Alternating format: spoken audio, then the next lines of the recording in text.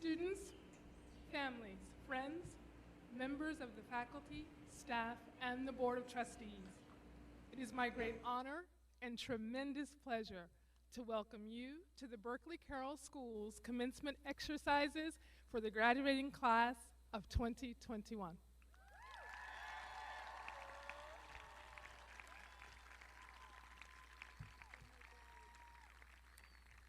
It is especially wonderful to be able to celebrate these young people in person.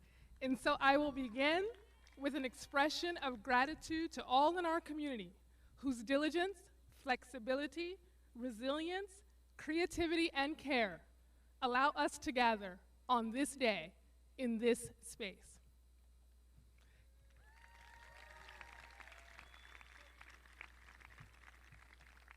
Class of 2021, this graduation ceremony is rightly a tribute to your accomplishments.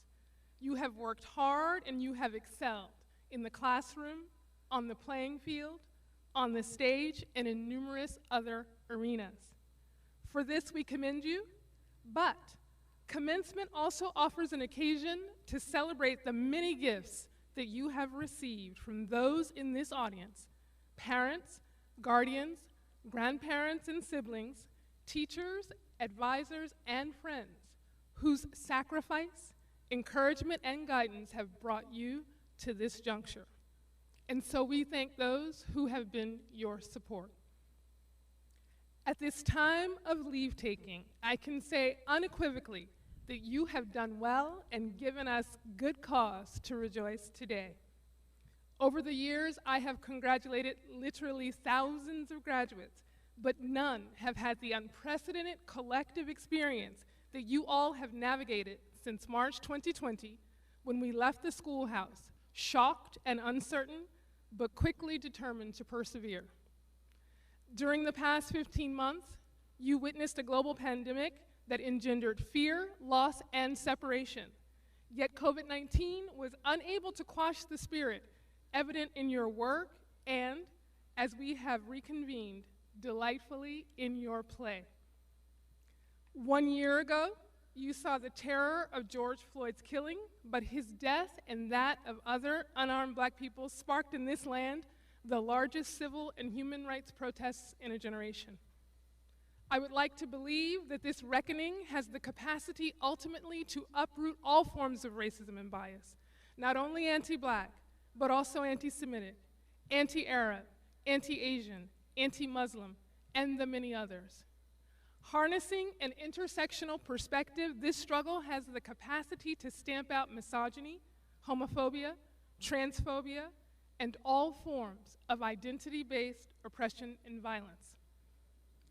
This has been a period of uncertainty and risk that we would not have wished for you. But in another context, there can be no doubt that risk-taking is critical, both in a life lived fully and in a society fully realized. I believe in your capacity to be risk-takers in the best sense of the word.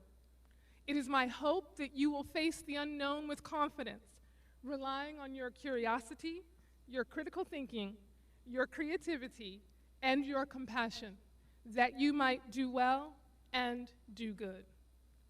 As you join new learning communities and ultimately take the reins of a nation, obviously in great need of your energy, your vision, and your care, remember that the support, sacrifice, and sustenance of your families and your teachers are honored not only by your achievements, but also by your service across whichever vocations call you, to those who may not necessarily share your good fortune, but who will certainly merit your good work and your goodwill.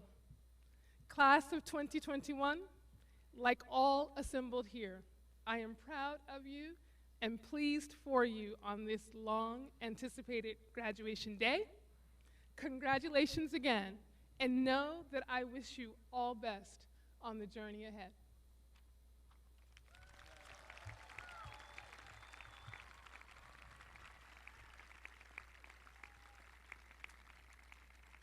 And now, Tife Awoleya and Caleb Dunn will bring student greetings.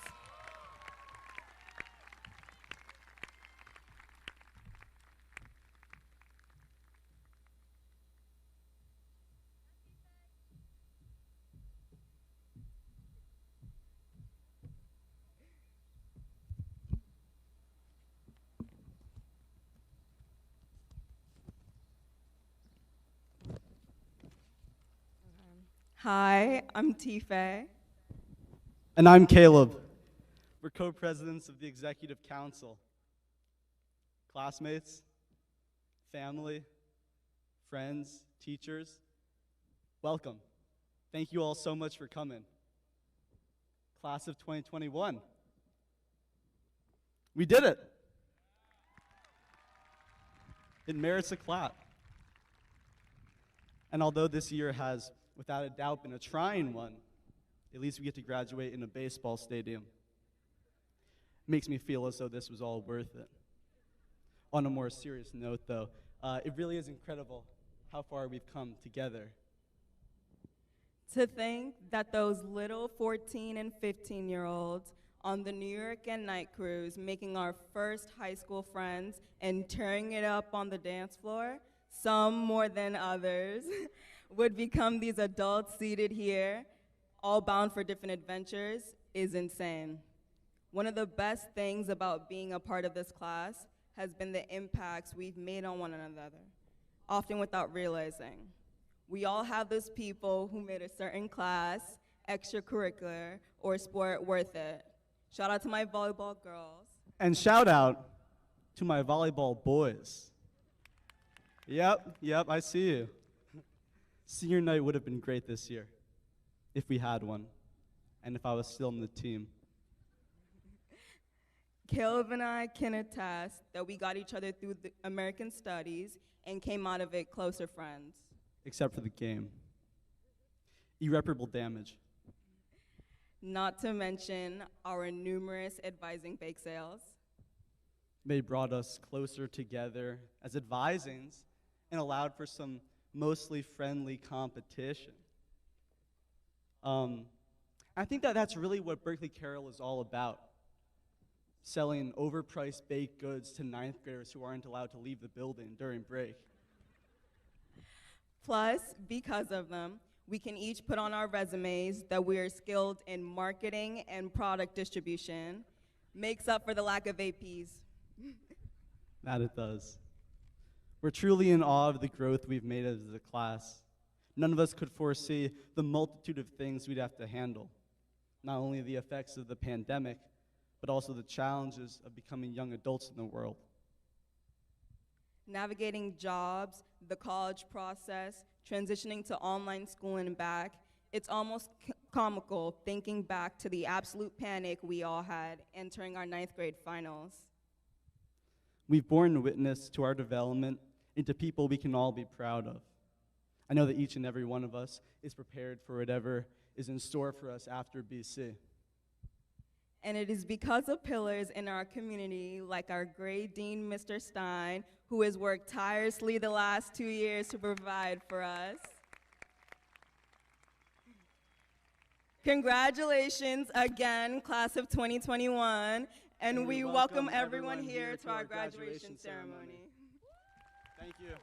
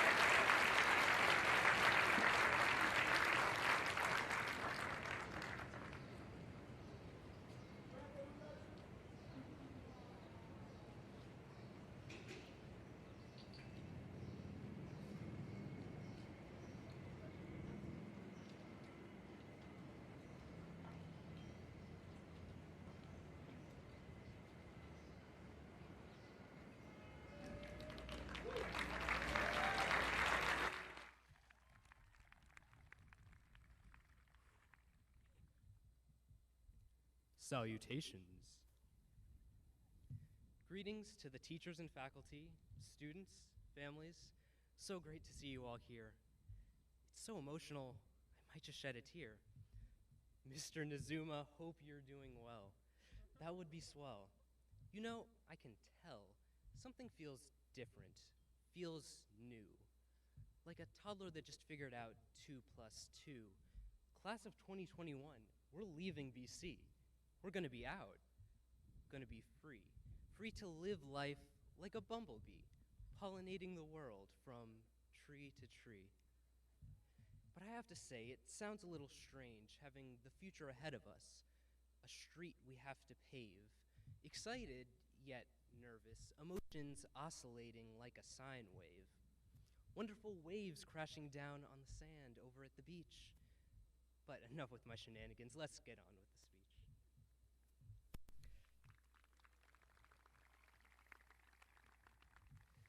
Nothing like some slam poetry to get the wheels turning, am I right, Mr. Ezra? So, here we are, class of 7 times 3. You know, we're the class of 2021, and if you take 21 and multiply it by 4, which is the amount of years in high school, you get 84, which is the amount of students in our grade. It's actually a pretty interesting motif that relates back to a passage in Toni Morrison's Beloved where Dr. Hughes, what have you done to me? But seriously, it feels like everywhere I go, almost as I close read novels in American studies, now I'm almost unable to stop myself from close reading life. Okay, just kidding. I lied. There are actually 83 students in our grade, so there is no pattern. Ha, you thought this speech was going to be about how the lessons I've learned at BC will remain with me for the rest of my life? Wrong. It's actually about how subverting expectations and confusing your audience is a great way to diffuse the awkward tension present at the beginning of a commencement speech. But wait, if that were the message of this speech, then the fact that I've already delivered it would mean that the speech would effectively now be over. So given the fact that I'm still talking to you, we can logically assume that I have yet to reveal the true message of this speech, but not to worry, we'll get to that soon enough. You see, I've spent the past week roaming YouTube for speeches. I've witnessed countless masterpieces, such as greatest, funniest graduation speech of all time, and this high school graduation speech will change your life, all caps. And if there's one thing I've noticed from all of these, is that they all centered around one theme or one takeaway that they wanted to impart on their audience. And when I realized this, I knew there was one thing I had to talk about. I mean, don't get me wrong, there's plenty of things I've learned at BC, but there's always been one thing that's really stuck out to me, something that I know I'll carry with me for the rest of my life. And that's that force equals mass times acceleration. It's actually Newton's second law, if we wanted to be technical, but I'm serious. Well, that's a nice breeze. Newton was onto something there. I think it might be better to illustrate what I mean after a few anecdotes, so for now, tuck Newton in the back of your mind. We'll return to him later. Let's set the stage. It's the beginning of 9th grade year. A cool, late summer breeze flows through the courtyard as a young William Swartz, bright-eyed, with hair not even reaching past his eyebrows, looks eagerly at the front entrance of 181 Lincoln Place.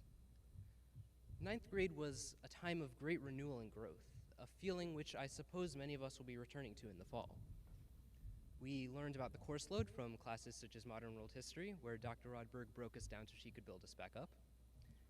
We also learned many new things, such as the frases hechas in Spanish with Senor Fernandez, who always ended class with a smile and que tengáis un buen día. And as 9th grade transitioned into 10th grade, we became more accustomed to this idea of shoving hundreds of teenagers into a building for numerous hours each day. We began to become more involved in the community, spending morning breaks in the math office with Mr. Kwok plotting diplomacy games, learning about Teotihuacan and post-lentil, not lentil, architecture from Mr. Green in pre-Columbian Americas. Mr. Henneberry, the buttery bar. It was also a year of great achievements, as Dr. Holsberg led the legendary BC Jazz Band to fame and glory at the Berkeley Music Competition. Things were looking up. And then there was 11th grade. And now we're here at the end of high school. You know, part of the reason that might feel so weird is because of how much BC has become a part of us. I mean, I don't think I'll ever be able to hear the word history without hearing change over time. Thank you, Ms. Finnegan. And I'm never again going to write an experimental procedure without seeing a little yellow highlighted comment from Dr. Gentile titled, "This section is novice level." You see, we've amassed so much attachment in the form of people, places, and experiences. Wait, hold on. That sounds kind of familiar. Mass. It's almost like all this attachment we have to BC is like mass. So what did Newton say about mass? Force equals mass times acceleration. The more mass something has, the harder it is to accelerate. If you think about it, that kind of makes sense. Over the past 4 years of high school, we've been accumulating mass. But now we're starting to reach an end to it. We're starting to reach the top of the heap, and we don't have much more to climb. Now, admittedly, some of us have some room for growth in the field of linear algebra. But as a whole, we're reaching a plateau, and we need to shed some of this mass so that we can accelerate or grow. It'll be kind of like how we were in 9th grade. Well, not completely. I'm not saying that we are trading mass for acceleration. True, we will be leaving high school, but all the experiences from it are already a part of us. Before, I poked fun at 11th grade, or didn't poke fun at 11th grade because that was the joke, but it wasn't all that bad. I mean, it was bad, but there was some good stuff too. I mean, we didn't have to do walking tours. But seriously, in that year, we faced and overcame many challenges, and so coming into this year, as many of us might have wanted to leave 11th grade behind, all that growth was still with us. And in the same way, once we leave today, this mass of people, places, and names, which we call Berkeley Carroll, will still be with us. Well, hey, would you look at that? I guess this speech was about how all the things I've learned at BC will remain with me forever. Funny how things work out. Class of 10 plus 11, it's been an honor.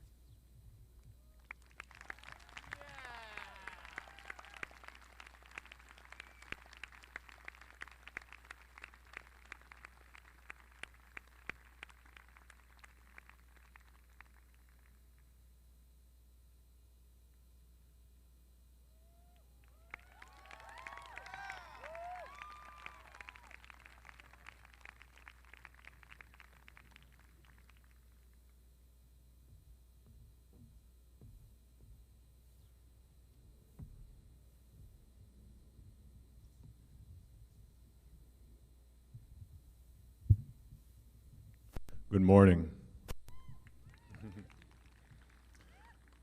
Good morning, class of 2021, parents, faculty, staff, folks who work at this beautiful stadium. Thank you for making this possible. So let's get on. Happy Thursday, and congratulations, class of 2021. Yeah. Here we are on this bright, beautiful morning in late May, where the sand meets the sea, meters away from the finish line of the Brooklyn Half Marathon. I wonder when Nathan's world-famous hot dogs will open. The anticipation of tasting those wedge fries, y'all, so good. It's a privilege and an honor to speak to you. Just before you begin your tenure as a student at this 135-year-old private education,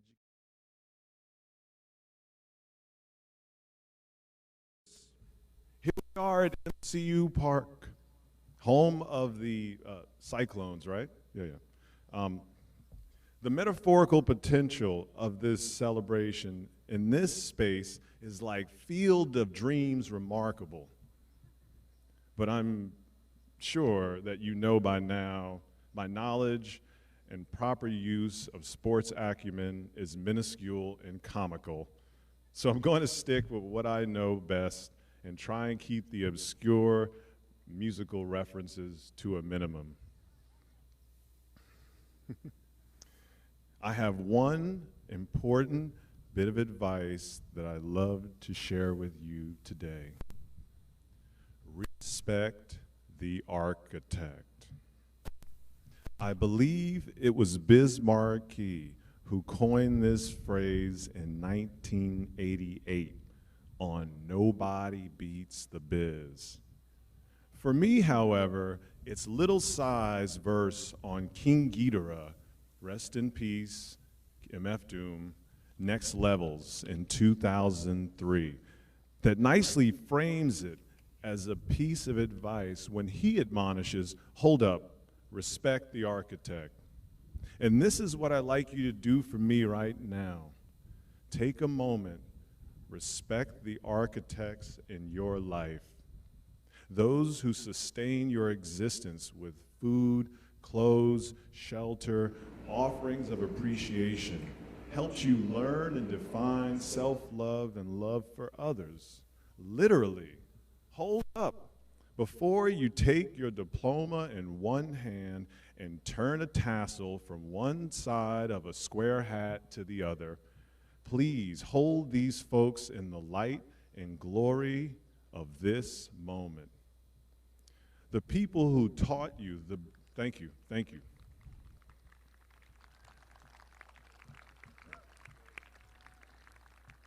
The people who taught you the beauty of your name, your family's place in this world, who prepared countless meals, supervised homework sessions, orchestrated playdates, presided over movie nights, and trips to visit other family members. Who are these people? Are they here now in the audience? If they are not here, do you hold them in the sanctity of your heart and mind? Can you emphatically tell them how they shaped your life? Is there a way to truly show these beautiful people how much they have affected your life and your ideas?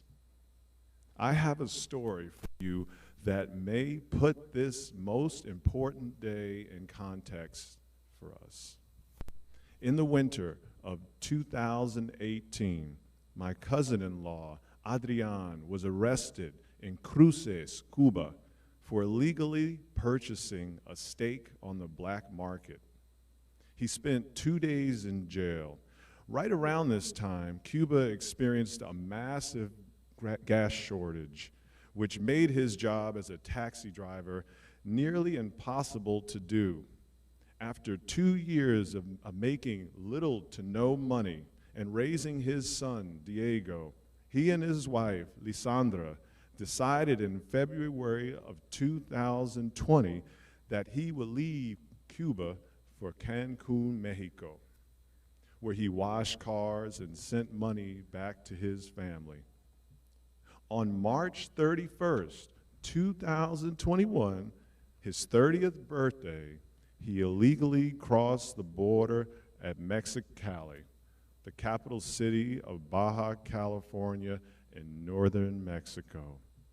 He was caught by U.S. Border Patrol and sent back, only to make a second attempt 2 days later.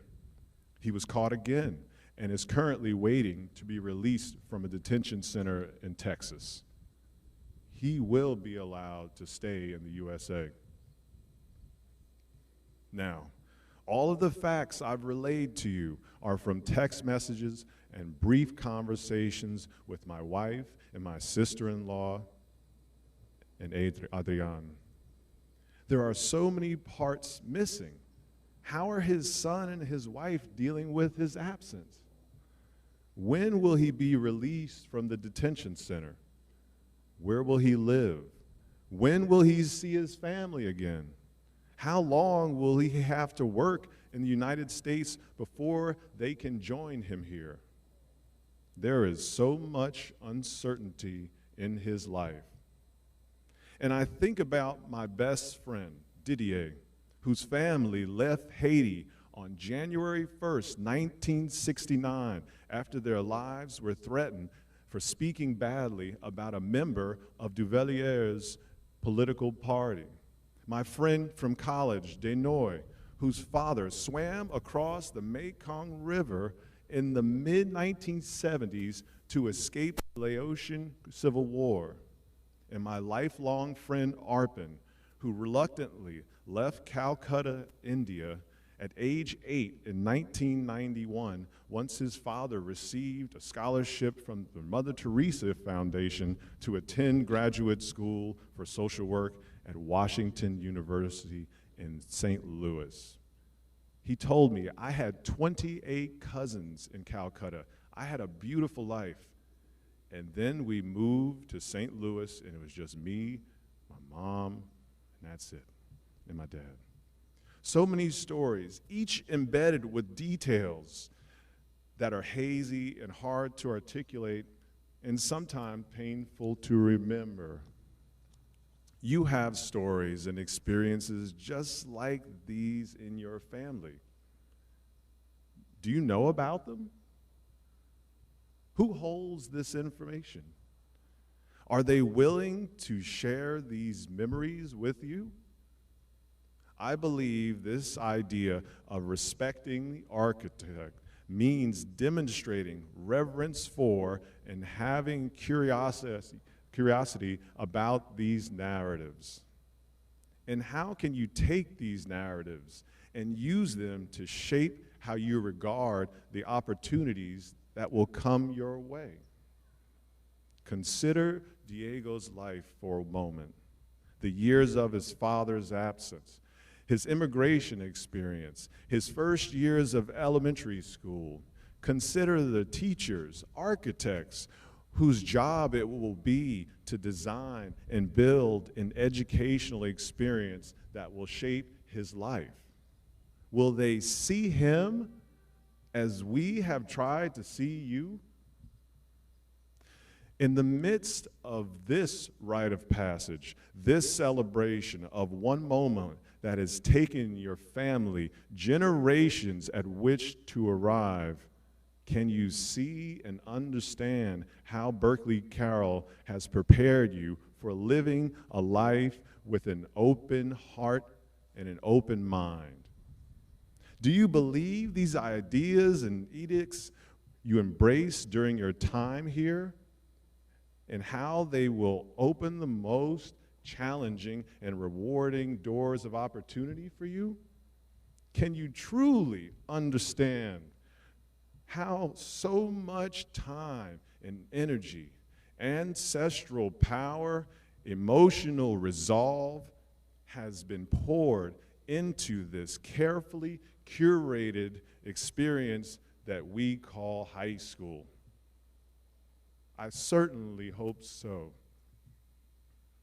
Please take a moment to appreciate all of the love that has brought us to this moment. The grace, compassion, and care that the administrators, teachers, and staff members have intentionally given you.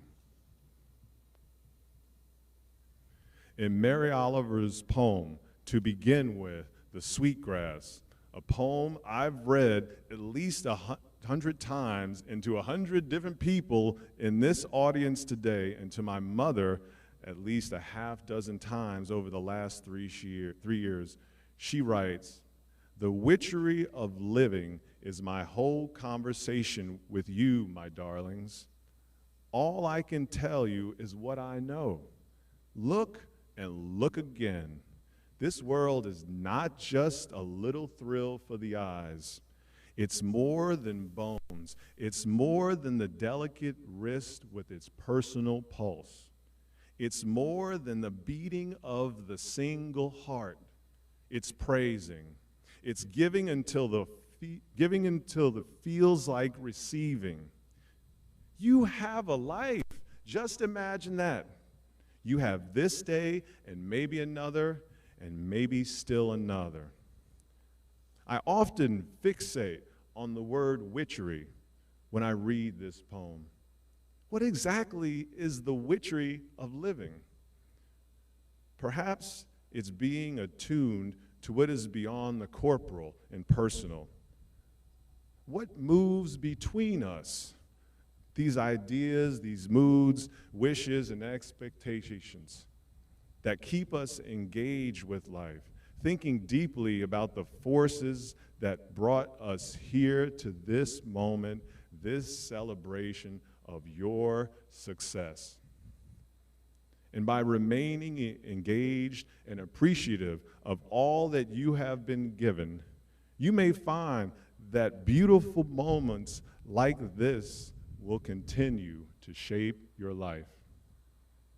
I'm so thankful to be a part of your journey, and I hope you can find your own ways of praising and giving until it feels like receiving. I would like to end by using the words of Amanda V. Finnegan, one of the most positive, powerful, and amazing architects I have ever met in my life.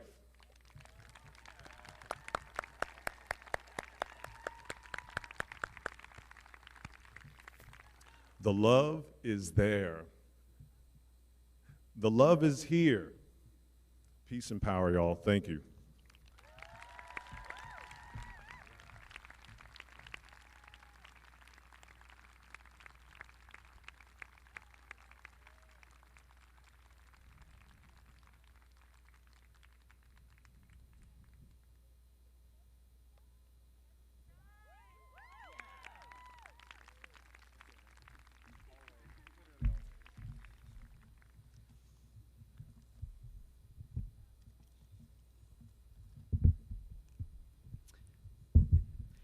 The night before I left for college, my parents and brother sat down on the bathroom floor with me.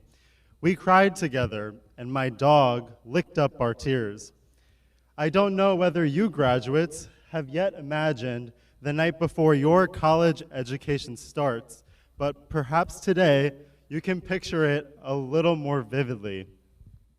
You might imagine that you'll experience a very different feeling than the nights before your first days of elementary, middle, and high school. The night before college, for me, felt sudden and heavier than butterflies. Let me take this out. I was the older son, unsure of what to expect in college, but I did sense the imminent and ineluctable shifts in my relationships with my mom, dad, and brother Daniel. I've been lucky to have been close with each of them. My dad and I played late-night ping pong when I needed study breaks. I've always been the co-writer and often really ghostwriter of the birthday cards my mom sends her friends and family. And almost every summer day as kids, Daniel and I watched the New York Mets, nestled into our gray couch with the AC cranked all the way up, shrouded in warm, woolly blankets. We were, it's fitting to say here, a family of New York Mets fans in suburban Florida. Clearly, I'm not ashamed to admit that my parents and younger brother were my best friends through high school. So it really surprised me when, less than a year later, I lied to them through my teeth. The summer after my first year of college, I studied Japanese language and culture through a fellowship at a school and homestay in Kanazawa, Japan. My American friends and I had 1 week of independence between the program's ending and our return to the United States. After studying for 3 months straight, we were itching to see Japan's cosmopolitan cities, Tokyo, Kyoto, Osaka, as well as a few others. And yet my parents warned me on the phone not to travel so widely in such a short period of time. They said the pace would be totally exhausting, and besides, why not spend a whole week in Tokyo? After all, there are over 1,000 neighborhoods in Tokyo, far too many to visit in just 1 week. A self-identified travel enthusiast, however, I was hungry to traverse entire cities, not just pockets of them. That week was my chance to explore an extraordinary country. And yet, the gentle, loving opinions of my mom and dad, whose voices by then melded into a singular sound in my mind, felt like lines, lines to which I ought to stick close. Because I had become tight with my host mom, Takada-san, I felt comfortable asking her, in Japanese of course, for some input. Should I follow the guidance of my parents and push my friends to pick 1 or 2 cities, or should I follow my friends across 7 cities in 7 days? Takada-san, the mother of 4 children who by that time were all very successful adults, said that I should definitely go to 7 cities in 7 days and also be sure not to tell my parents. I heeded my host mom's advice. To this day, my parents still don't know just how much fun I had that week. What they also don't know is that I lost my passport for 24 hours, nor that I contracted strep throat.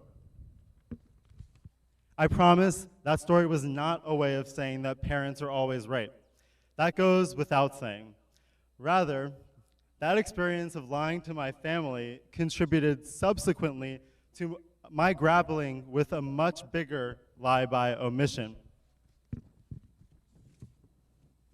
As many of you know, I'm gay. But when I returned from Japan to Florida in August 2013 for a couple of weeks before my sophomore year of college, I still hadn't told my parents. And this secret ate like a worm in my conscience. With each idle moment, and there are many in suburban Florida, I reevaluated the closeness of my relationships with my mom, dad, and brother. How could they be my best friends if they didn't know this essential fact about who and how I love? 2 weeks of internal struggle passed, and it was the night before I was scheduled to return to college. My parents, brother, and I all nestled into our gray couch, shrouded in our warm, woolly blankets. Instead of flipping on the Mets game, we watched the Jackie Robinson movie, the one with Chadwick Boseman, which finally gave me the courage to come out as gay to my parents. After brushing my teeth, I knocked on their bedroom door, and thank goddess, had the guts to say the damn sentence. My dad expressed surprise. He asked if I was sure. Before I could reply, my mom said, "We still love you, we'll always love you. And by the way, I've known since you were 3 years old." Again, it goes without saying that parents, and moms especially, are always right. I recently listened to a podcast conversation between the actors Mahershala Ali and Rafael Casal. In it, Casal talks about his struggle in high school to navigate his distance from his parents. Casal, it's worth noting, grew up very different from me, where he was an aspiring rapper expelled from school during his 10th grade year in Berkeley, California. I graduated a Latin-loving nerd from Berkeley Preparatory School, not to be conflated with Brooklyn's The Berkeley Carroll School. Yet, I find Casal's language of, quote, navigating his distance to resonate powerfully with my shift from childhood to adulthood and back to childhood again. When I heard Casal discuss the challenge of navigating his distance from his parents, I returned to the night my family mourned my departure from the house I grew up in, crying on the bathroom floor. My brother, parents, and I had always been so close. To me, the physical distance of college could equate only to loss. As it turned out, less than a year later, 1 week of lying to my family from across the Pacific Ocean inched me toward a fuller, happier, and more open version of myself in their presence.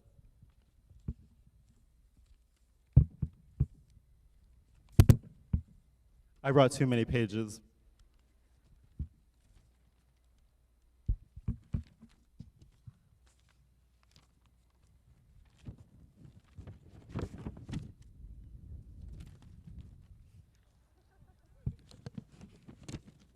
I got it.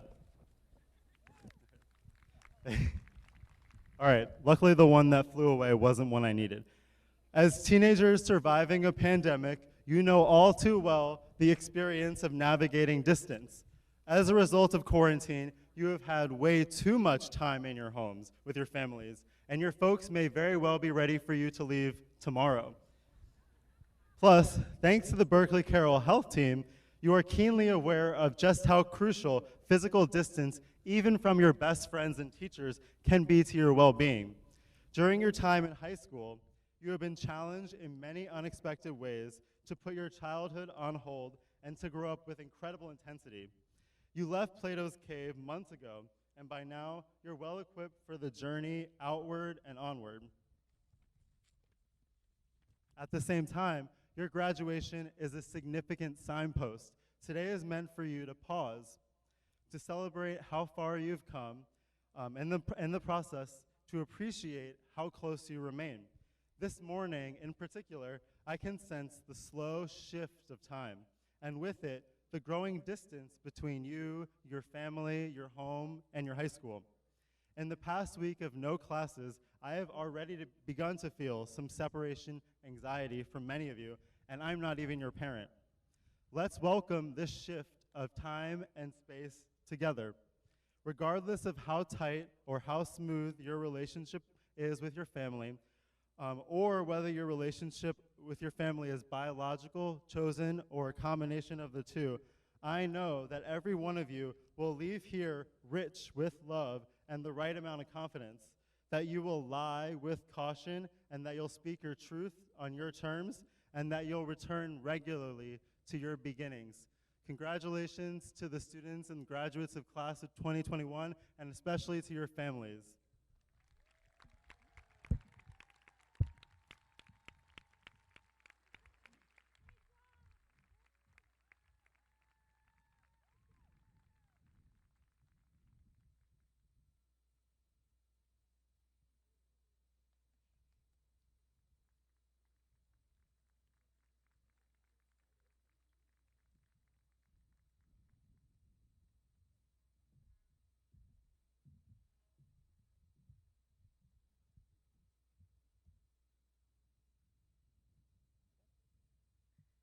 All right, class of 2021. Are you ready for your diplomas? Here we go.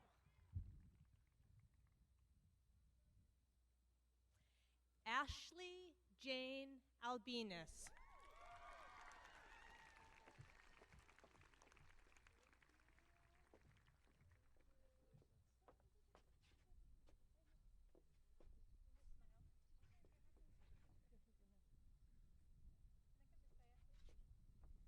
And graduates, you can take your masks off if you'd like when you walk up.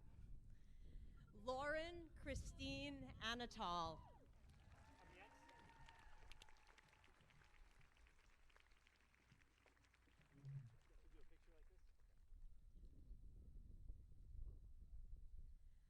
Alma Desiree Anzalone.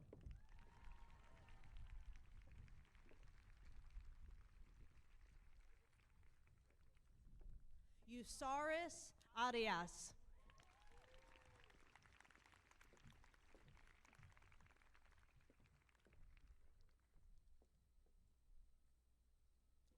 Seta Artinian.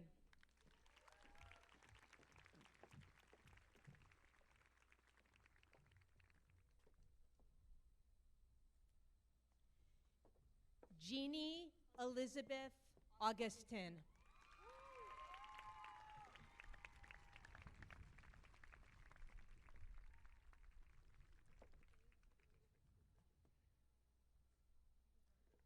Boloatife P.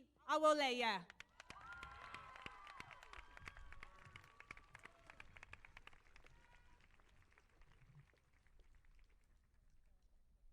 Shreya Balaji.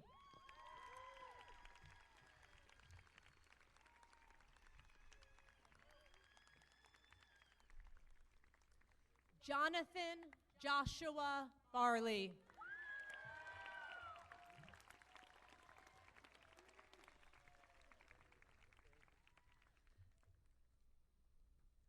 Olivia C. Bennett.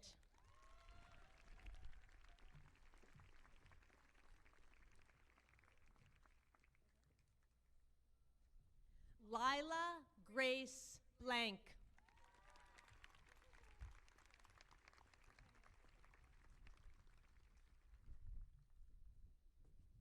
Dominic J. Blum.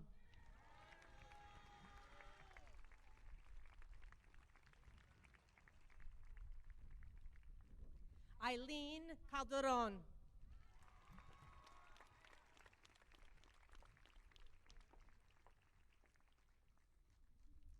Alexandra Jessica Conklin.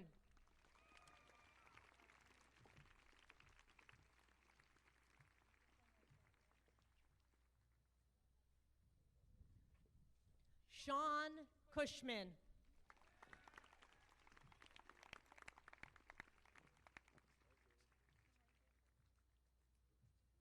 Rowan Minerva DeWitt.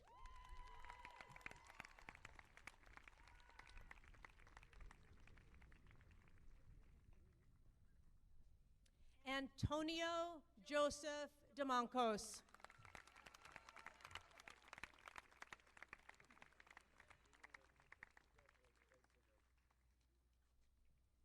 Caleb Harris Dunn.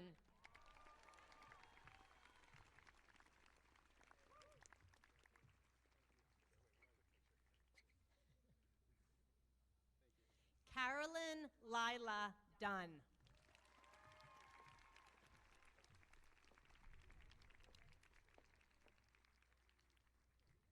Anisha D. Dice.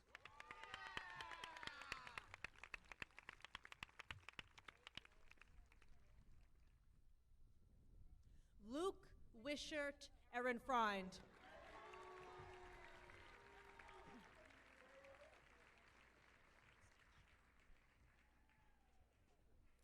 Kai Zaya Joseph Ellis.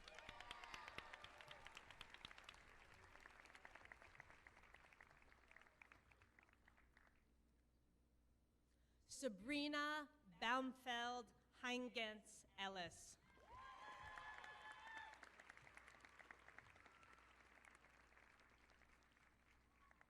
Yusef Sharif Robin Kweku Elozi.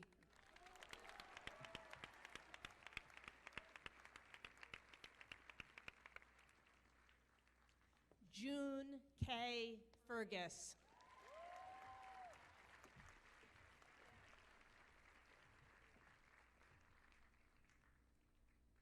Nicole Elena Fernandez.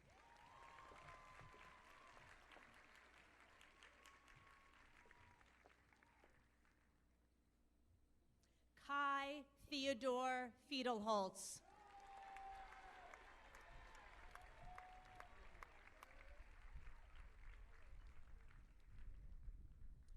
Thelonious Peralta Gold.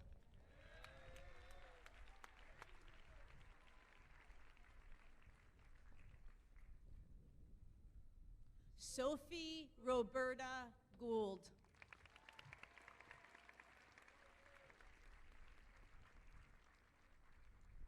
Lucy Graham.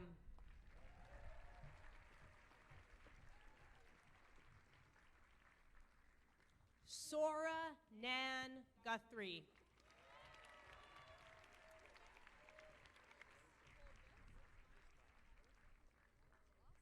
Nate Hall.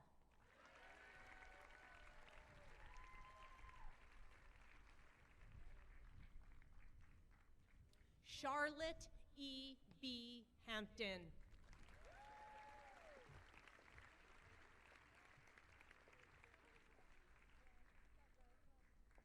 Clea Catherine Herron.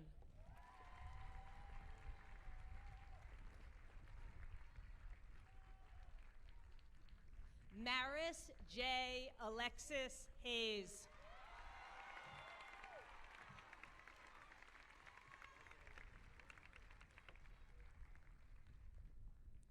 Charles Winter Hodgkins.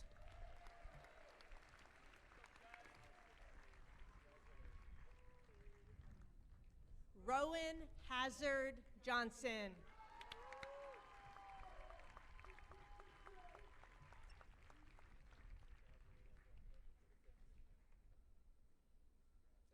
Lucia Elsa Jurovics.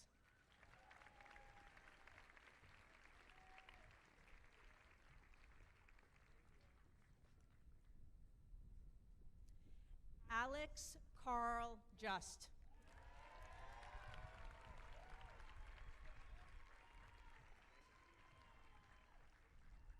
Harry Justice.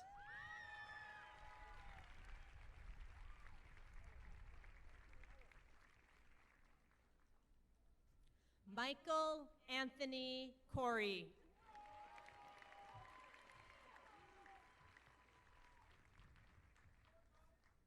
Johnny Steele Curvin.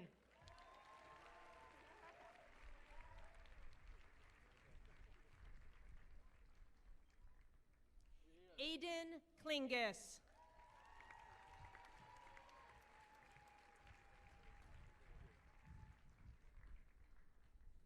Autumn Knight.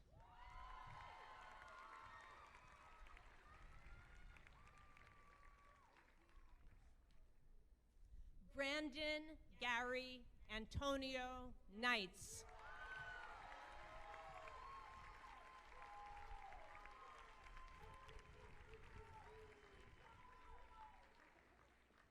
Christopher Hans Kretschmann.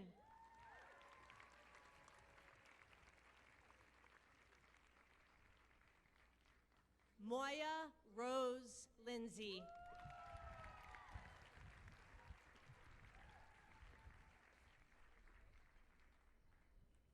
Nola Grace Mansour.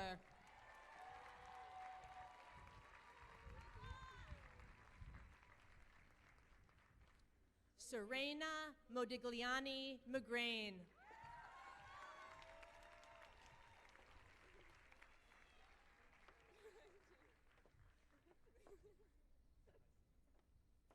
Piper Rose McGraw.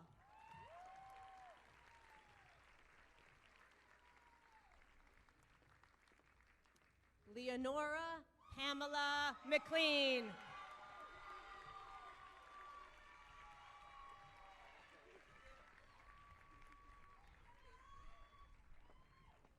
Michael Callan Moss.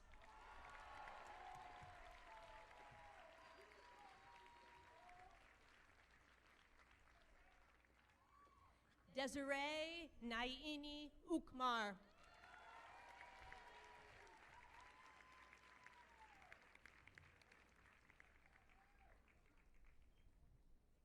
Rebecca Celia Newman.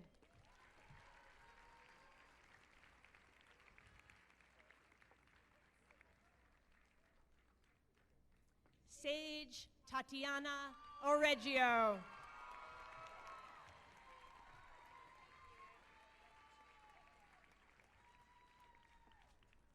Gabriel Philip Osborne.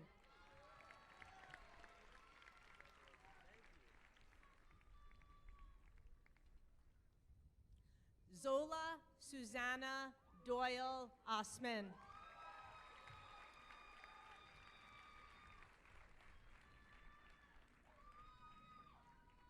Sita Ann Pawar.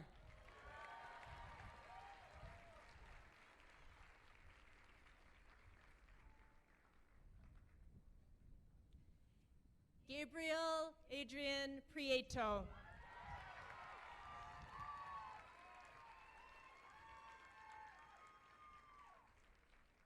Mira Persephone Principi.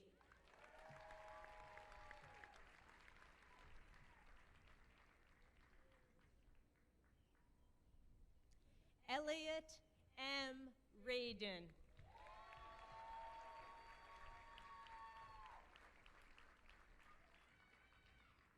Adam Anwar Rajai.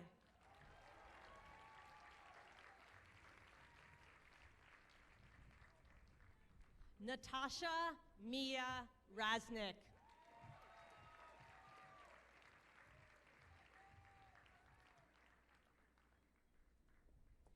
Anthony Resnikovsky.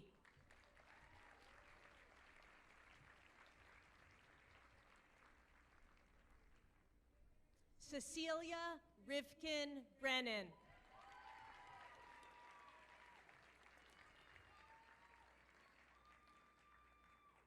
Sade K. Robinson.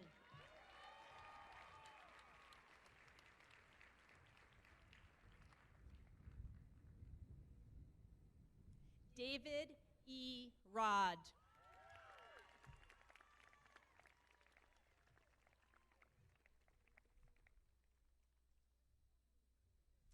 Adeline Yael Rosner.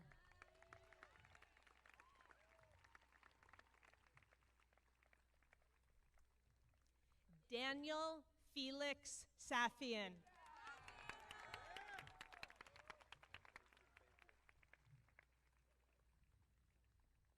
Ruby Luca Dangerfield Salvatore Palmer.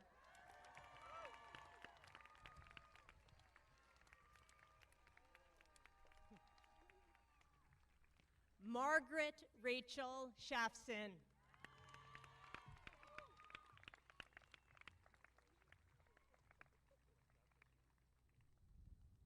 Noah Shai Shaknai.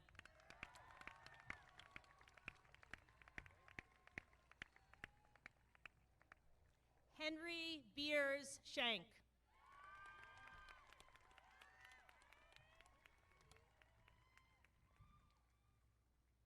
Henry Jeremiah Shea Abrams.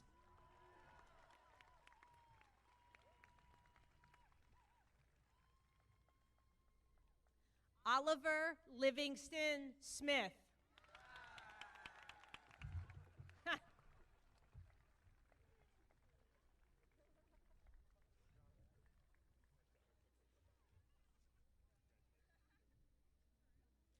William Forrester Swartz.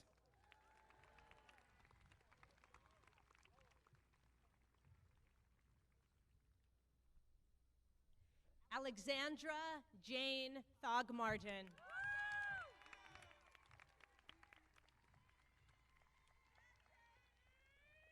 Charlotte Riorda Tyrone.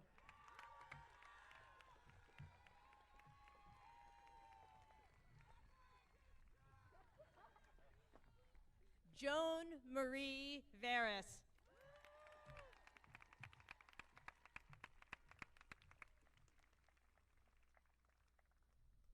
Eden Nick Weissman.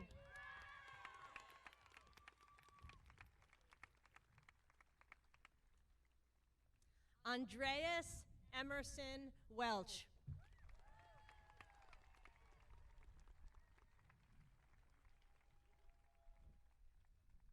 Catherine Winfield Witherwax.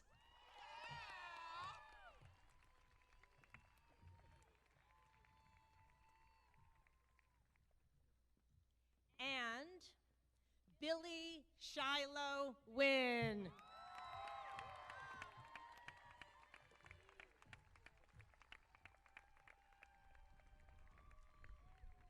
Class of 2021, you are now graduated.